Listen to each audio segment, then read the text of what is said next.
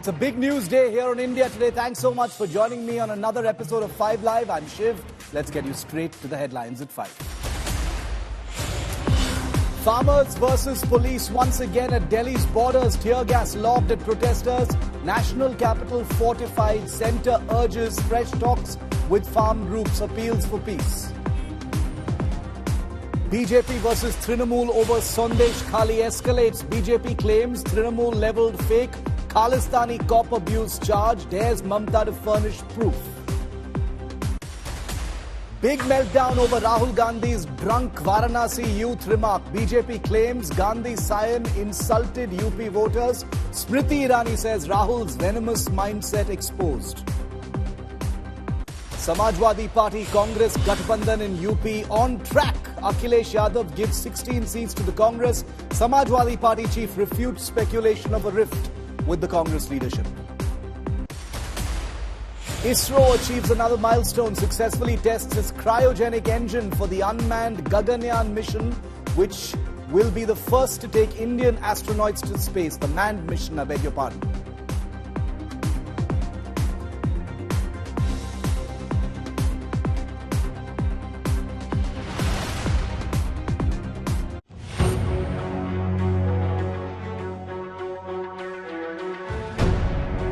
Sidhu Sarkara's Kannada Diktat unravels.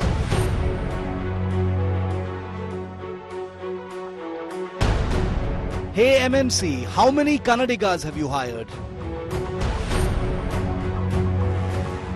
Karnataka's new Diktat for MNCs. Display board ಅನ್ನ ಹಾಕಬೇಕು. ಯಾರ್ಯಾರು ಎಷ್ಟೆಷ್ಟು ಕನ್ನಡಿಗರಿದ್ದಾರೆ, ಯಾರ್ಯಾರು ಎಷ್ಟೆಷ್ಟು ಇವರಿದ್ದಾರೆ ಅನ್ನೋದನ್ನ ಲೋಕಲ್ಗೆ ಹೆಚ್ಚು ಪ್ರಾಧಾನ್ಯತೆ ಕೊಡಬೇಕು ಅನ್ನೋ ದೃಷ್ಟಿಕೋನ, ಅದು ಪರ್ಸೆಂಟೇಜ್ ಎಷ್ಟು ಏನು ಅನ್ನೋದನ್ನ ನೇಮಗಳನ್ನು ಮಾಡೋದ್ರೊಳಗೆ ನಾನು ನೇಮಗಳನ್ನು ಮಾಡ್ತೀನಿ.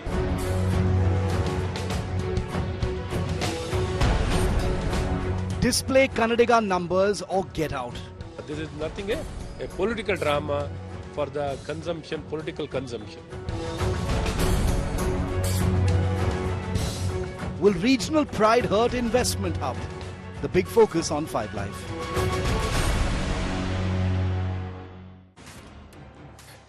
Imagine Bengaluru, one of India's biggest investment hubs, one of India's most cosmopolitan global cities, a city that draws some of India's maximum investment, the Silicon Valley of India, the tech hub. It's got so many different names because Bengaluru is truly one of India's most forward cities, economically speaking. Well, now the Siddaramaiah government wants MNCs, not tech companies for now, but MNCs or multinational companies to start displaying in public on boards on campus and elsewhere how many Kannadigas are on its employee payrolls. They want that number highlighted. That's what the state's culture minister has just said on record, meaning it is soon to be state policy. Shivaraj Tangadagi, who is the culture minister, made the comment while speaking on the Kannada Language Comprehensive Development Amendment Bill, which is a legislation being pushed through the Karnataka system, which mandates, for instance, recently, 60% of all commercial and shop signages to be in the Kannada language as opposed to English. He said that there's been a discussion to ensure that industries put up display boards revealing the number of Kannadigas they have employed and that the rules will be framed for the same. So now it's a suggestion, it will soon become an actual requirement. Well, as you can imagine, this has already become political. The BJP has welcomed the move but said that the implementation of the mandate will be a challenge for the present government. ನಾನು ಎಲ್ಲ ಕೈಗಾರಿಕೆ ಅಂದರೆ ಇದನ್ನೆಲ್ಲದನ್ನು ನಾನು ಇದರೊಳಗೆ ಸೇರಿಸ್ತಾ ಇದ್ದೀನಿ. ನಾನು ವಿಚಾರ ಮಾಡಿದ್ದೀನಿ. ಅದ್ರ ಜೊತೆಗೆ ಕೆಲವೊಂದು ಸದಸ್ಯರು ಒಳ್ಳೊಳ್ಳೆ ಸಲಹೆಗಳನ್ನು ಕೊಟ್ಟಿದ್ದಾರೆ. ಅವನ್ನೆಲ್ಲವನ್ನು ತೆಗೆದುಕೊಳ್ತೀನಿ. ಅದ್ರ ಜೊತೆಗೆ ಯಾವುದೇ ಒಂದು ಕೈಗಾರಿಕೆ ಇರ್ಬೋದು, ಅಲ್ಲಿ ಡಿಸ್ಪ್ಲೇ ಬೋರ್ಡನ್ನು ಹಾಕಬೇಕು. ಯಾರ್ಯಾರು ಎಷ್ಟೆಷ್ಟು ಕನ್ನಡಿಗರಿದ್ದಾರೆ, ಯಾರ್ಯಾರು ಎಷ್ಟೆಷ್ಟು ಇವರಿದ್ದಾರೆ ಅನ್ನೋದನ್ನು ಲೋಕಲ್ಗೆ ಹೆಚ್ಚು ಪ್ರಾಧಾನ್ಯತೆ ಕೊಡಬೇಕು ಅನ್ನೋ ದೃಷ್ಟಿಕೋನ, ಅದು ಪರ್ಸೆಂಟೇಜ್ ಎಷ್ಟು ಏನು ಅನ್ನೋದನ್ನು ನೇಮಗಳನ್ನು ಮಾಡೋದ್ರೊಳಗೆ ನಾನು ನೇಮಗಳನ್ನು ಮಾಡ್ತೀನಿ. It is a good thing if you are there, if the government is able to provide skill, engage them, employ them, engage and employ them, give them the required skill I don't see this. This is only on paper. Whatever the government makes a statement, it will be just on paper. When it comes to the implementation, no government, no officers, they take interest. They just don't take interest. They just use all these things to harass the companies, not having any, not even a little bit of concern for the people of the Karnataka. It has become more of a political drama. This is nothing a political drama for the consumption, political consumption. I want to go across to India today. Sagai Raj, who's with me live from Bengaluru. Sagai, Kannadiga identity politics in Karnataka has been a long-standing issue. All governments, all parties, all dispensations have done something or the other in this regard. Now it is becoming much more pronounced. The, intended actions are becoming more visible and more dramatic. This particular suggestion of, a signboards displaying how many Kannadiga employees are employed by MNCs, sounds very startling off the bat. Can you tell us about where this is at? Because the minister suggests that very soon these rules will be framed. Absolutely, and this particular discussion had happened even in the past, whether it is BJP, JDS or Congress. Everybody are on the same page when it comes to land, water and language. And if you notice, even the BJP, Ashwath Narayan, who spoke to media, has categorically said that if they try to implement it, is a good thing. But how they're going to do that? Because whenever you are trying to implement these kind of rules or laws, definitely there is a challenge for the government, how they're going to do. And Ashwath Narayan has categorically mentioned that probably the government might harass the industries on the recruitment policies, but it is going to be a tough task ahead for them, and it is just a politics which is being done by the Karnataka state government. Remember, it is all after a fallout from the BJP leader. The BJP MLA Arvind Ballas has raised the issue inside the assembly that they have given a huge land in Hubballi for Infosys, and thereafter they haven't seen even a single recruitment from the local people in that particular company. He said that let them return their land. So there was a discussion, and thereafter this particular discussion of giving jobs for Kannadigas have been debated, and now the minister himself says that they are trying to form a committee, trying to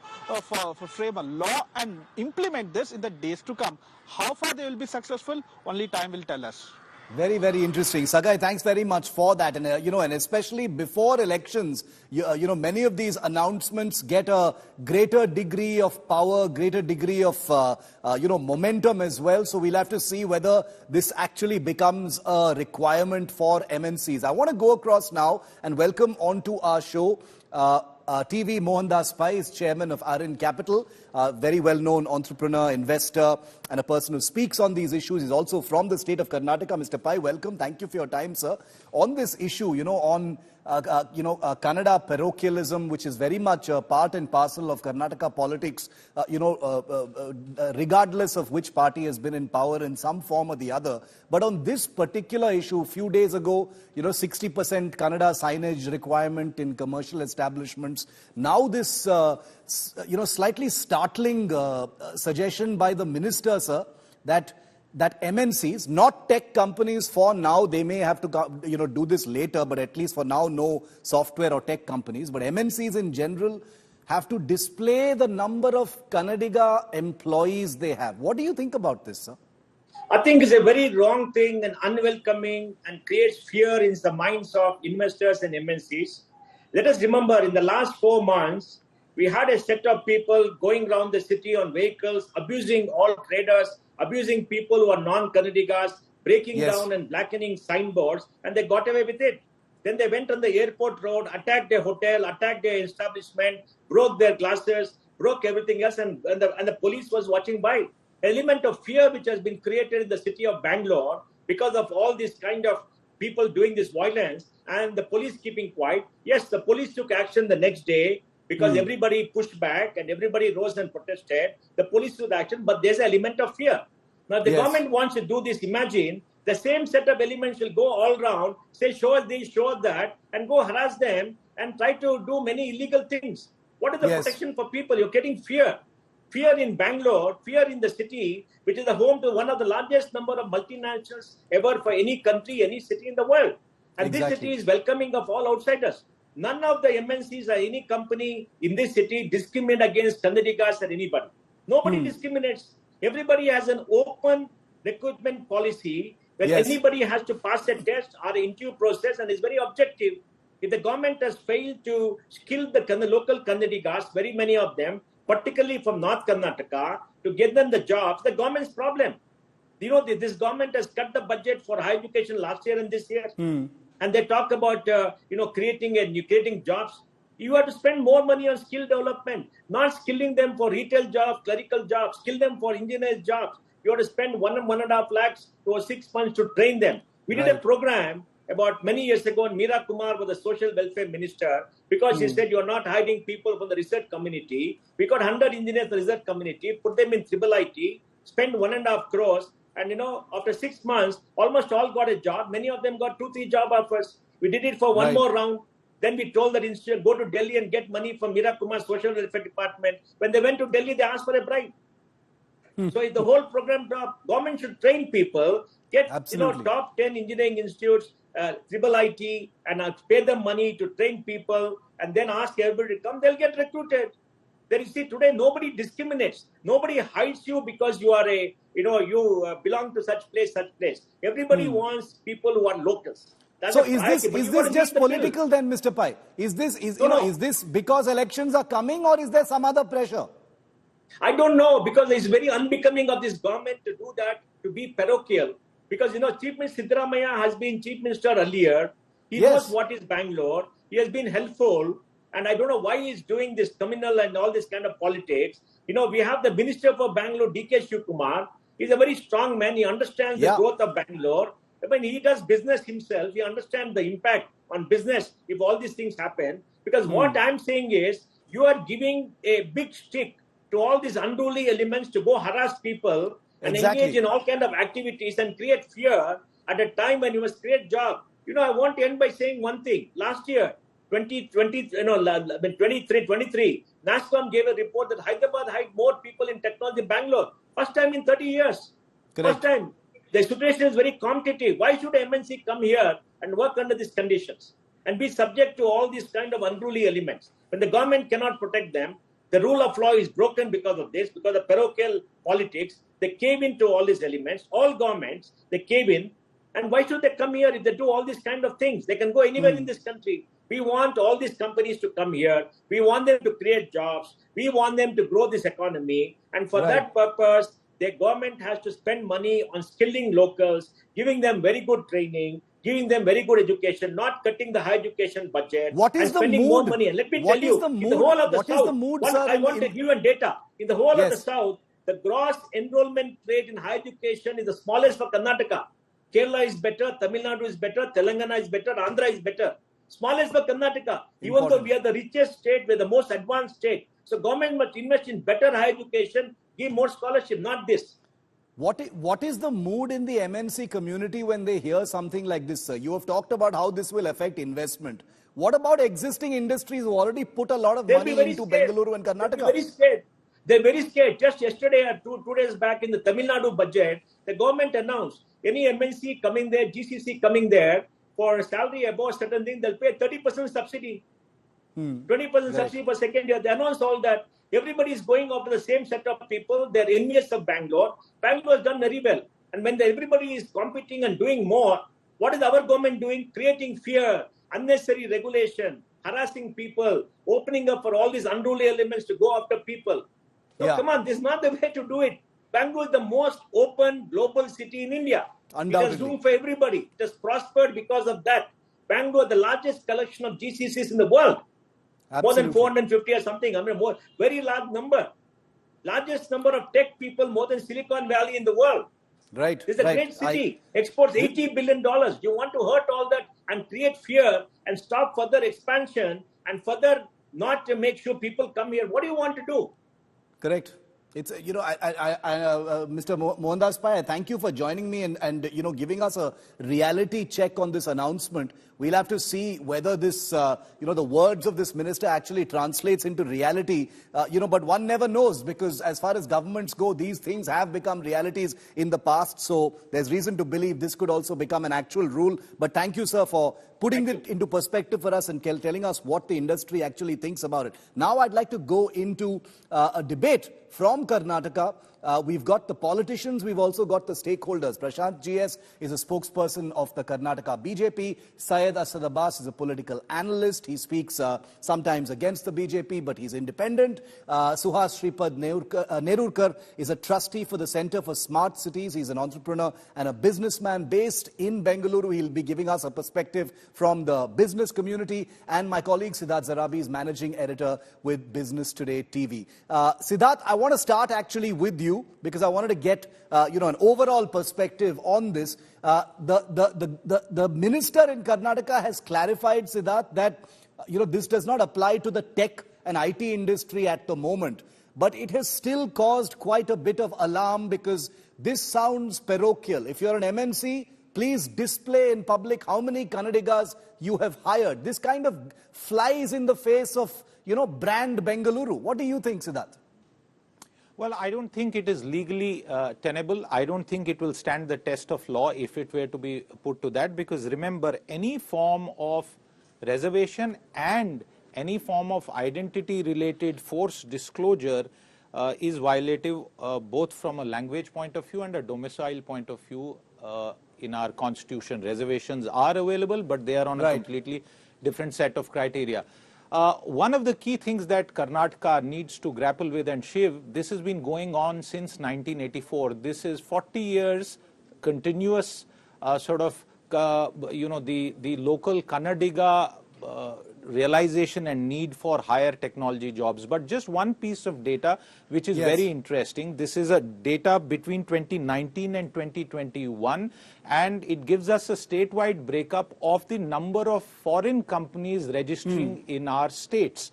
And Parliament was told in July 2021 that 320 companies had registered in that 3-year period, and Karnataka was not number 1. It was not number 2, it was not even number 3, it was number 4 and just next to West Bengal. Just one comparison. Amazing. Maharashtra had 42 companies registered in FY19, Karnataka had only 7. Next year it was 40 in Maharashtra, Karnataka it went up to 8. West Bengal was 6 in FY19. So there is very clearly some sort of linkage that Karnataka politicians, and Sagai made that point very well, this cuts across party lines, that they'll have to keep in mind that Maharashtra, Telangana, Haryana, which has more foreign companies registered than Karnataka, are perhaps going to eat the cake. Very, very interesting. Mr. Nerurkar, I'd like to come to you before I go to the politicians and the analysts. As a member of the business community, as someone who, works in Bengaluru, you're a trustee with the Center for Smart Cities, so you're very much plugged into, what Bengaluru is famous for, a global city. How does this, this diktat by the government sound to you, sir? Fundamentally, I have a question and difficulty in understanding the usage of the words. It's impossible to define realistically what the word Kannadiga means in the context of a metropolitan city. Do you define it based on domicile status? Are you going to define it based on a person's mother tongue? A lot of people have mixed mother tongues.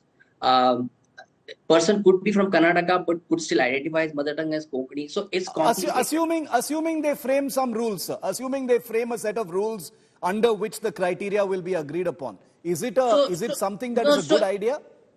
Any rule, I want to hear any rule which makes practical sense or is even feasible. Each of the things I mentioned to you are not even practical. For example, a person could have spent 20 years overall in the state of Karnataka, but could have spent intermittently all over the place. Could have been worked 5 years in Bangalore, then could have gone to Mumbai, could have gone to Paris, could anything. So in a knowledge industry specifically, from which I am more familiar with, it's impossible to say that a person will stay in one place for an extended period of life. So if you go by domicile status, it might even not work with people whose mother tongue is Kannada. If you go by mother tongue is Kannadiga, how do you determine that I'm identifying my mother tongue correctly? I mean, it's really, there is no log, there is no ID proof to say this is my mother tongue, this is, none of that exists. So you can't go by a person's declared mother tongue. You can't really go by a domicile statement in an industry where people move their domicile all the time. Okay. So I really don't know how that even works. So it just seems like an arbitrary political statement with really no practical implementability. I would agree with you about the arbitrariness of it, except that, and we have graphics on our screen to show that starting from 1986, announcements that have sounded arbitrary as far as Kannada identity, Kannadiga identity is concerned, have very frequently become laws, very frequently become, legislations in the state of Karnataka, which is why, one hesitates to see this merely as, some kind of political posturing. Syed, how do you see this? You also belong to the business community. You've lived, identify as a Kannadiga, Bengaluru better than most people. Do you think this is a good idea? Well, honestly, Shiv, it was the beautiful city, Namma Uru, Bengaluru, where we first met. And I'm glad that many of the yummy items of Karnataka figure in your Twitter list as well. Now, getting straight to the point. Well, honestly telling you, Shiv, being a citizen of this beautiful state and Bengaluru, it does hurt me when certain activists, fringe elements come out and deface, the boards and so on. But this is not activists, Syed. This is not activists, this is government, Sarkara. I'll tell you, it was not the government which went about vandalism. It was the activists who did that. I'm talking about this announcement. Same reason why. Yes, same reason why Siddaramaiah ji, the Honorable Chief Minister of Kannada, let him finish. My friend, let me finish. Prashant, my friend, let me finish and then I'll treat you a dosa. Okay, just 2 minutes. Okay, so coming straight to the point, which Shri Siddaramaiah ji also made a statement that anybody who takes a law will not be tolerated. Peacefully, you could protest like at the Freedom Park or elsewhere, but anybody who takes the law will be booked under the aegis. But Shiv, I'll tell you the larger problem, not just the Congress, BJP, JDS, whenever there has been any party here from Karnataka, these incidents have happened. And now Ashwath Narayan ji, I don't know how Prashant will back for it. He's welcomed the move. So I'd love to know, what the BJP thinks about it. No, you're right. Prashant, Ashwath Narayan and others have actually welcomed the move. Where they have a problem with this suggestion that, Kannadiga employee numbers should be displayed is in the implementation, which means that the opposition BJP actually agrees with what the Siddaramaiah government wants to do. They're only questioning whether they can implement it or not. That's crazy. And they passed it in the MNC Shiv, let me respond to that. Let Prashant answer. Yeah, Shiv, see, look at things from the perspective in which Mr. Ashwath Narayan spoke. As BJP, we always stand for Kannada and Kannada pride, and we stand for Kannadigas. There is no doubt on it. We always stand for the Kannada pride. But at the same time, we are not here to agree with Congress when the fringe elements go on a rampage and take law into their own hands, which I believe is a state-sponsored event by Siddaramaiah and team. Otherwise, they would not have done that. Be that as it may, if the Congress is wanting to help Kannadigas by saying that, look, you have to get more jobs here in the local quota or whatever.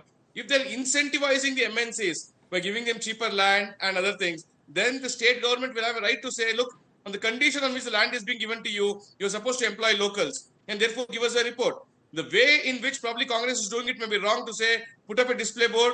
That is completely wrong. It may instill fear in the minds of the employers. But all that they can do, if you're incentivizing the MNCs for hiring locals by giving rebate in the property tax or giving land at cheaper rates, you can ask a report from them, say quarterly or half yearly, saying what is the job opportunities created for locals, so that you have set up your industry here and you are doing your business, you are making money. At the same time, the state and statespeople should prosper.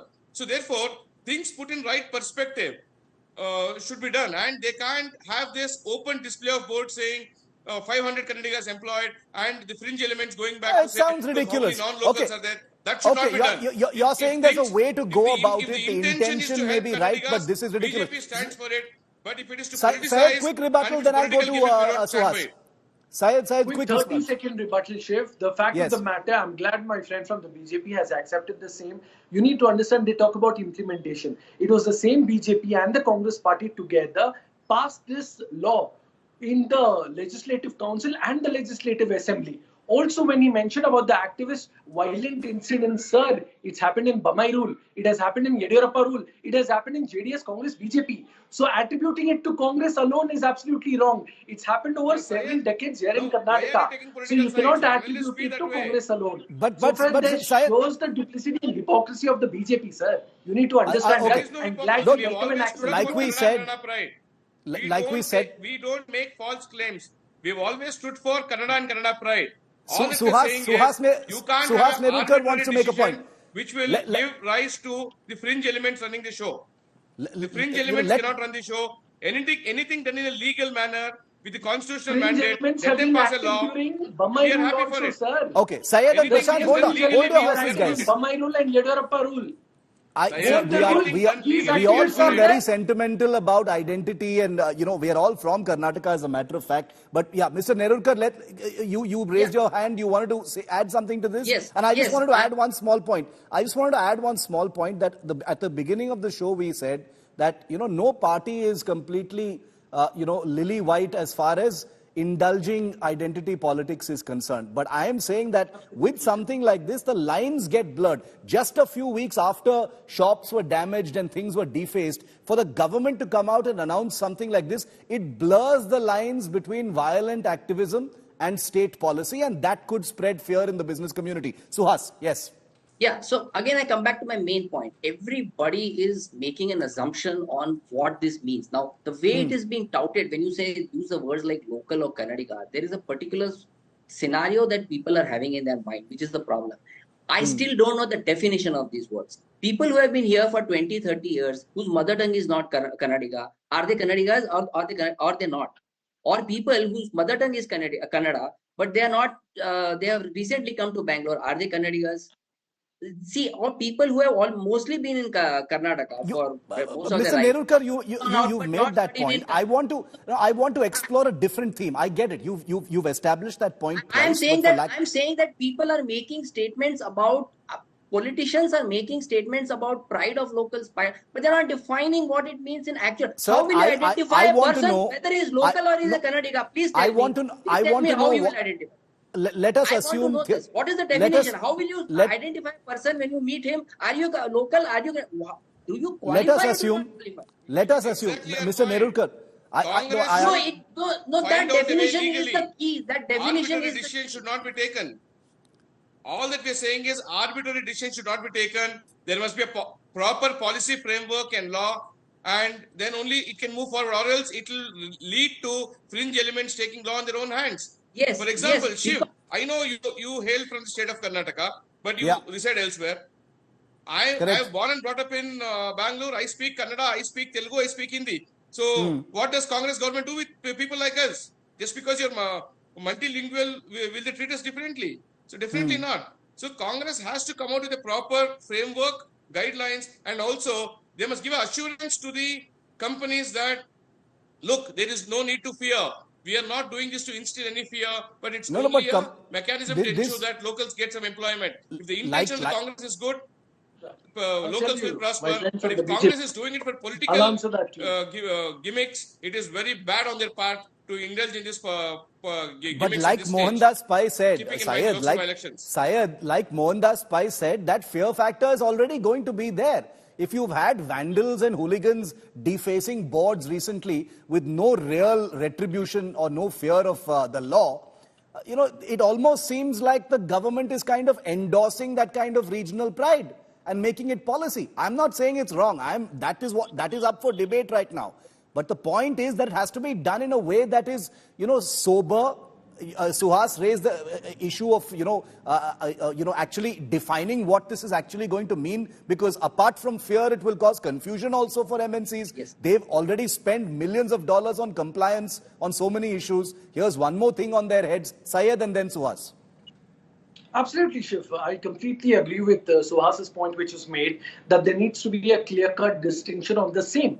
Also, my good friend Prashant made a statement about these fringe elements. Respected sir, like I said earlier, this happened during Bamai rule. You are okay with it? Or were you complicit Why of are you their now plans? harping It happened on during what Yediyurappa. happened then? So you are Prashant, let Look him at finish. the Prashant, let him future, finish. what I'll should give you be time. happen. Allow me to I think you're finish. stuck in the past, Prashant, sir. let him finish. Shiv, One can at a I time. allow One at a you time. to finish? Let him finish. I'll come back to you. I'll hear you, my friend. Also, I can tell you the fact of the matter. Sir, your own legislative council members, your own legislative assembly members, along with the Congress party, has passed the same Karnataka language amendment bill. So, sir, you need to read the bill. Your party has been in The Kannadiga succession with language bill is Congress and completely approved different. this bill. It is about the So, are you name boards saying here having as a 60%. spokesperson you are against it? So, Syed. sir, are you taking the responsibility to say that Prashant as a spokesperson is against the BJP party? Sir, the Congress, BJP, JDS, all three together in the council and the state assembly has done this. So you need to own up, sir. Your party leader has welcomed this move. You're and getting spoken of confused the with the issue. implementation. Let Prashant answer. Let Prashant answer now.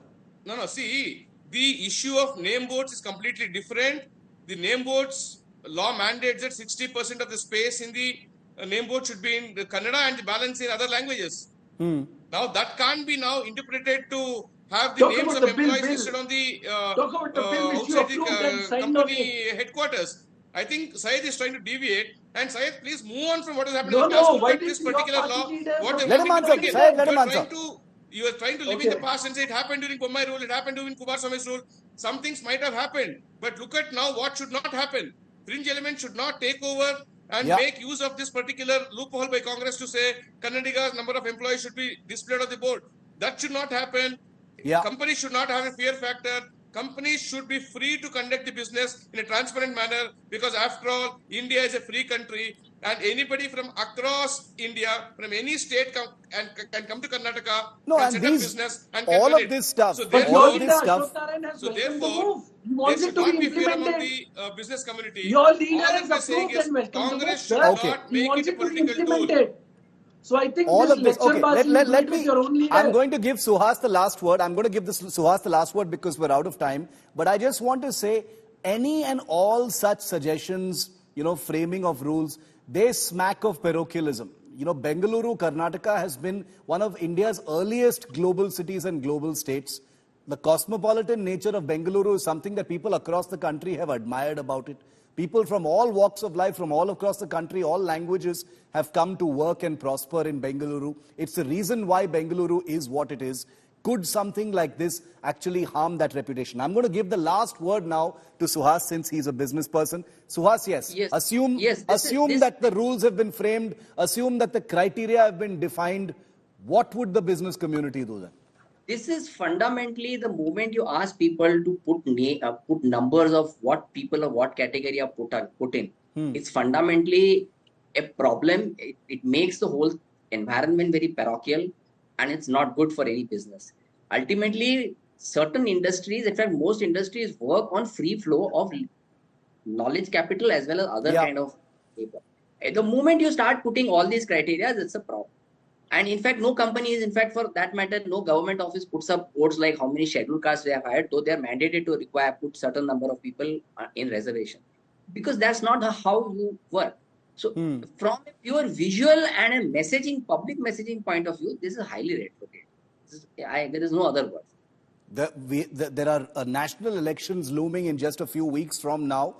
Parties, governments across the state and the center are going to be in a mood to announce or hint at many, many different things which might have, regional or political dividends for them. We'll have to see whether this particular announcement actually translates into an actual requirement for companies. But thank you very much for all your perspectives. Suhas Nerurkar, Syed and Prashant, my friends, thank you very much for being with me and giving me your time on 5 Live. Thank you. Rahul Gandhi's Bharat Jodo Nyay Yatra in Uttar Pradesh has been going viral for many different reasons, with clips from the yatra going viral and receiving a huge amount of traction, with Rahul Gandhi trending, the Bharat Jodo Nyay Yatra trending, and pictures and videos of Rahul Gandhi becoming the big hot topic, especially on social media.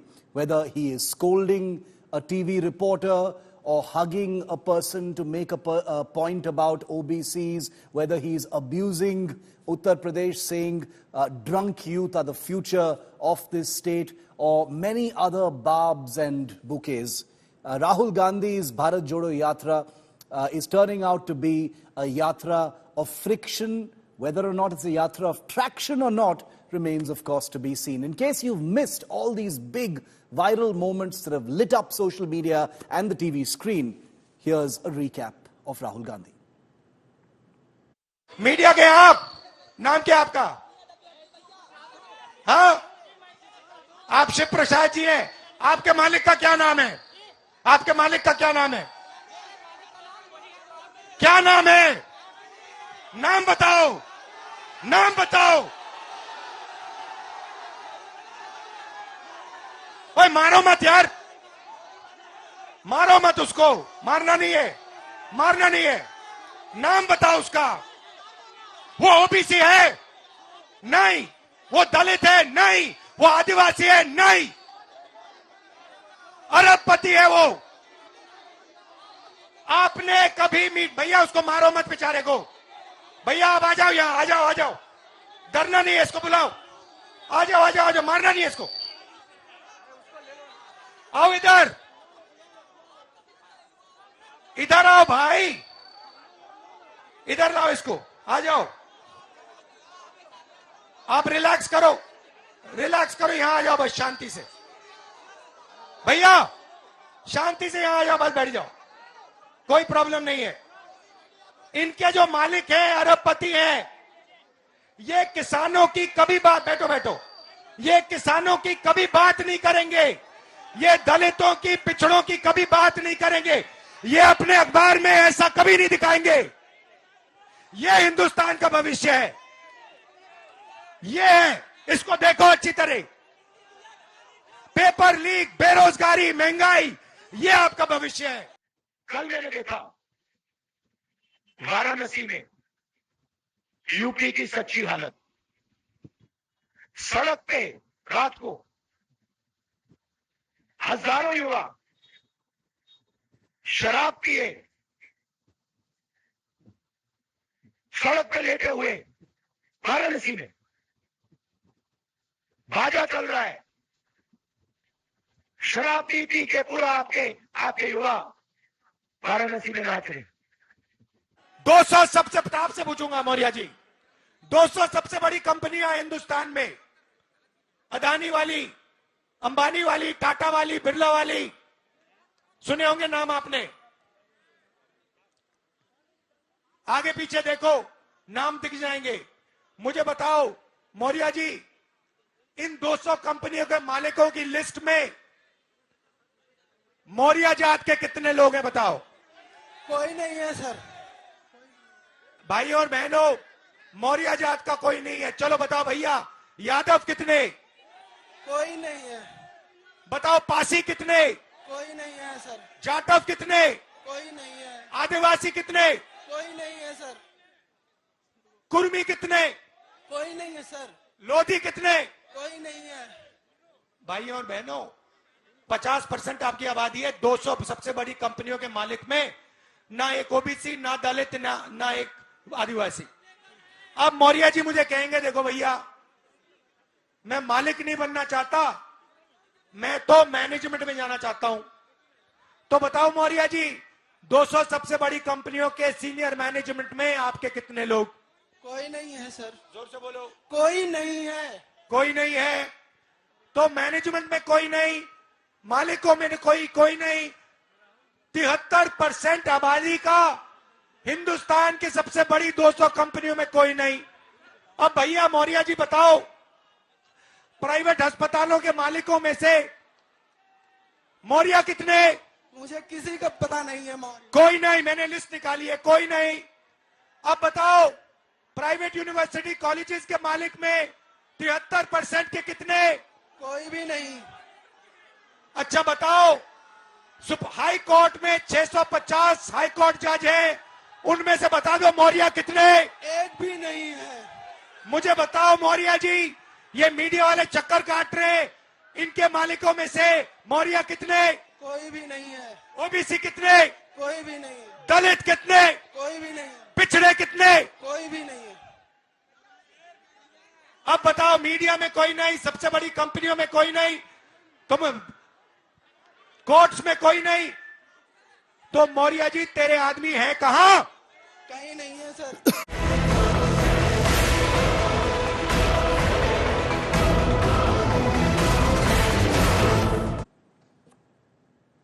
Viewer, in these days of competing outrage and diversions and political whataboutery, I wanted to end by calling your attention to something. And let me say it without any ifs or buts, the way you expect on this show.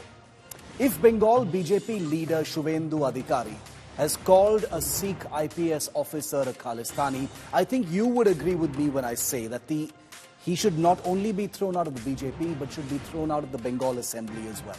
Nobody can defend what is being alleged. If it is proven that this did indeed happen, then there must be no sparing the man who allegedly said it. The point here, however, is that Mamata Banerjee and the Trinamool and an entire ecosystem is busy using this alleged incident as a protective shield that allows them cover fire from the Sandesh Khali horror. It gives the Trinamool Congress and its cheerleaders an escape route to focus outrage on something else. So it dilutes and diverts from what's happening in Sandesh Khali. Now, no right-thinking Indian will condone this alleged bigotry, an IPS officer allegedly called a Khalistani. And allow me to repeat this with no ifs and buts. If any BJP leader or worker has called this IPS officer a Khalistani, then the leader or worker should lose their career and face criminal action for such abuse.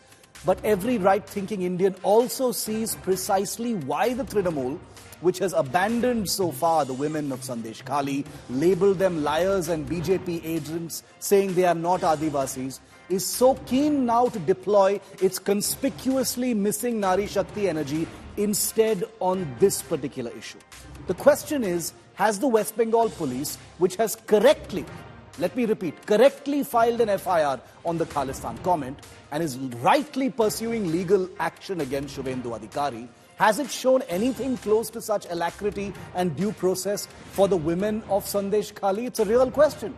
The same West Bengal police, which claims to have no clue where chief accused in the Sandesh Khali horror, Sheikh Shah Jahan, is for 48 days and counting. Let me be even clearer, viewer, because we have an honest relationship, you and I are always on the same page. If this IPS officer has indeed been called a Khalistani, then the Trinamool is very right in its level of political outrage. It is doing the correct thing by defending this officer, amplifying the issue and fueling public anger. Where the trouble starts, sadly, is that nobody is fooled by what the Trinamool is actually trying to do politically, which is to hide its Sandesh Khali follies, inaction and hypocrisies by pretending like this is now the biggest issue that deserves attention and not what it has not done in Sandesh Khali. The question is, has the Trinamool expressed even a fraction of this outrage for the women of Sandesh Khali? Has Mamata's now totally discredited Mahila Mandal and its cheerleaders been even a decimal point as furious about the allegations of rape and torture by the women of Sandesh Khali as they rightly and justifiedly are about this alleged bigotry shown to an IPS officer? While correctly outraging about the manner in which a police officer has allegedly been attacked in this disgusting, sickening, bigoted and unacceptable way, has the Trinamool Congress found a cave to hide from questions about where its leader Sheikh Shah Jahan has been hiding for nearly 50 days and counting now? In these deeply party-polarized times where loyalties are defined more by the netas rather than the issue at hand, I thought it's important to call out the self-righteous convenience of political diversions. Thank you as always, viewer, for listening. That's a wrap on 5 Live. Thanks for watching, viewers.